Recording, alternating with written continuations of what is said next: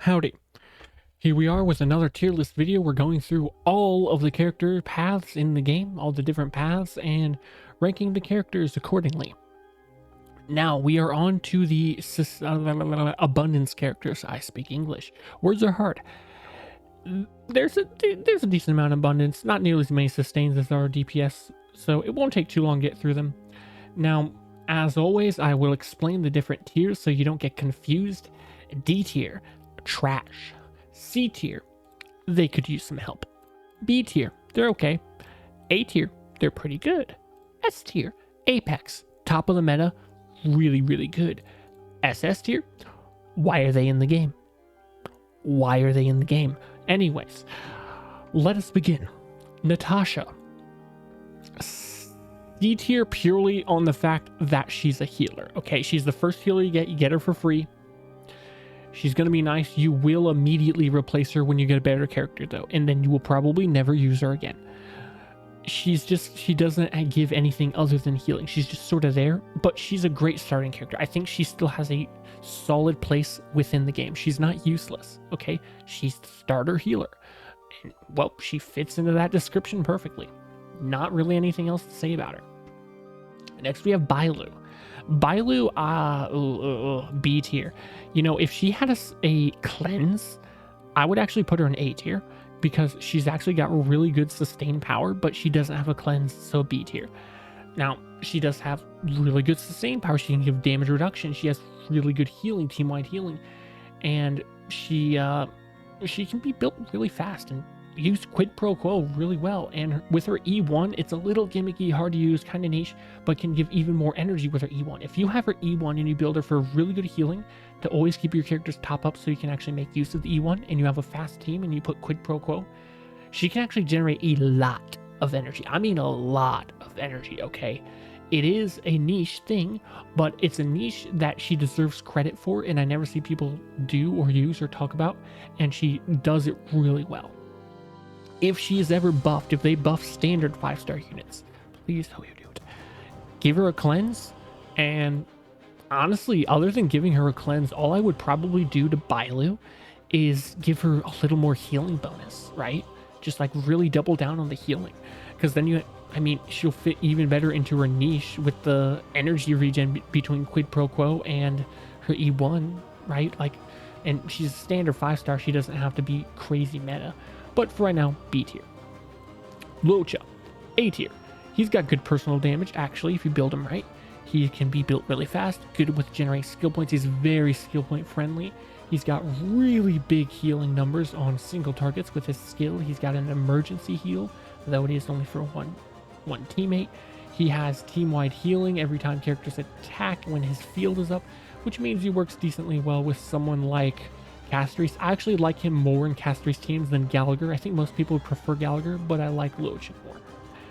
He's just a pretty good character, and he's got 70% CC resist in his base kit. So with 30 effect res, he is immune to ever getting stunned, which is really damn comfortable to have. So, you know, pretty solid, and his light cone is really good, not just for him, but for Lingsha too, but also really good on him. I don't think anyone that pulled him, I've never seen anyone that pulled him and said they regretted him. And, you know, I can understand that. I picked him for my anniversary ring, and I don't regret that. I like Luocha. I got him way late into the game, but he's still really nice to play, really comfortable. Next, we have Lynx. Lynx is in B tier, C tier, B tier, C tier, B tier. Okay, you know what? We got to move Natasha down just because we have Lynx in C tier, right? I guess that's realistic. Okay, right. If we count that she's the starter healer, then C tier, but in the grand scheme of the game long term, I guess Natasha's D tier. Okay, because Lynx D tier. She's better than Natasha. She's got really good healing, a team-wide cleanse with her ults. She can also be built really fast. She's got a little niche thing. She can give effect res. She can give a bit of a max HP increase, give a little bit of attack with her E4. She's a nice healer. A nice upgrade over Natasha, or, if you need a second healer, Natasha on one team, Lynx on the other. I believe you also get it for free for clearing, like, one of the, not Memory of Chaos. It's in the same area, though, right? One of those stages, you can get it for free. So she's the second healer you'll probably end up getting. really nice and comfortable, and you can use her for quite a long time, but you will end up replacing her at some point. On to the final three, the big three. Whoa, S tier. Very, very good. Very universally good. And I think something I see, I watch a lot of Mr. Pokey, all right? I like watching Mr. Pokey. Very intense dude. And something I disagree with him on is that Huohuo has bad healing. I think she does have really good healing. You just, you gotta make sure you build her right. Make max out your talents, have good amount of HP and healing bonus. I think she does have good enough healing if you keep her skill up. She's got good healing all the time. Characters take turns, they heal, you ult, they heal. And she can give a buff to the whole team for 40% attack, and she can give a team-wide 20% energy regen with her ult, which is so freaking nice. Pair that with like Ting Yun or Sunday, give energy to the whole team. Your DPS, right, gets energy. Your Sunday gets energy. Sunday gets energy to use his ult on the DPS to give them energy. It compounds for lots and lots of energy.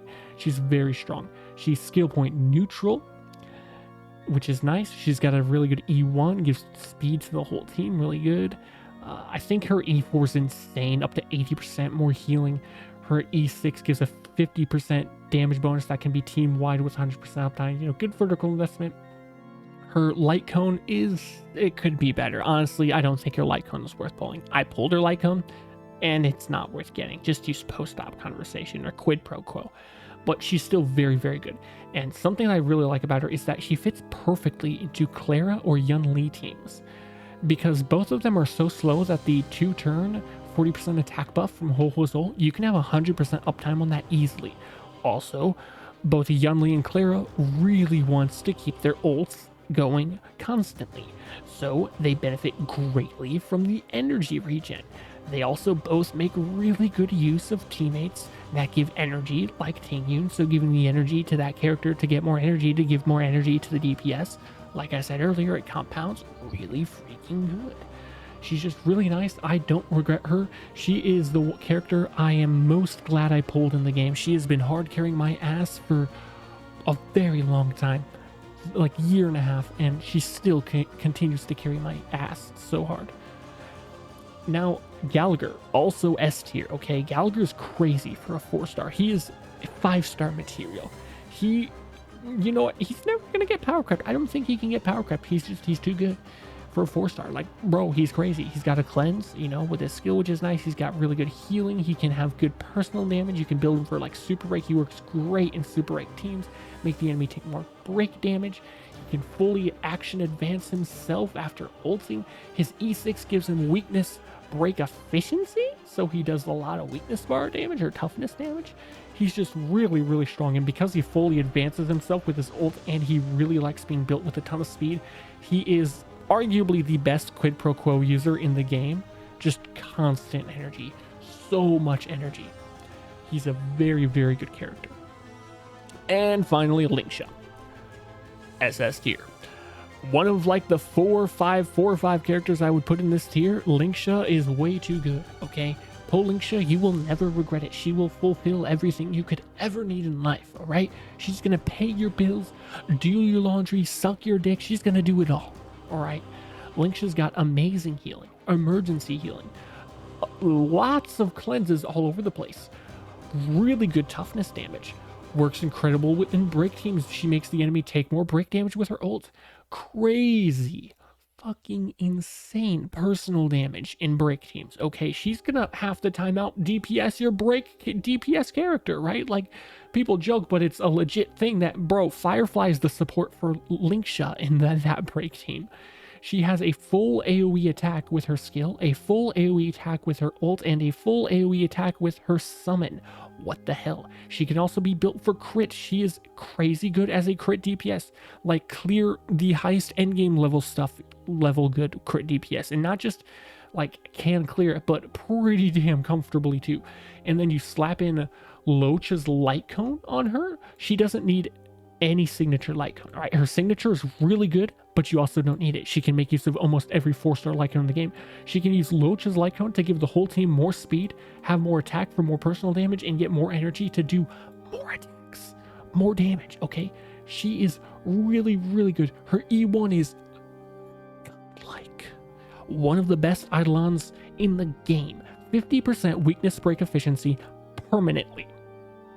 That is slightly more weakness break efficiency than what Ron May's skill gives to the team, okay? She literally just will have that forever. On top of that, still in the same Eidolon, when the enemy is weakness broken, they have a 15% def shred.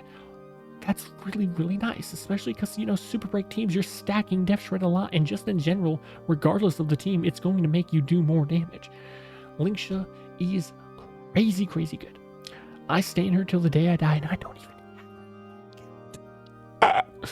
Anyways, that's it. That's all the abundance characters. Why can I never remember that? It's so hard to remember the word abundance or preservation because I just think sustain in my head. But yeah, that's all the abundance characters. Remember, tier lists, as always, are subjective, not objective. You could change my mind about these if you had a solid argument. If you have any thoughts, leave in the comments down below. But that's going to do it for the video. Adios.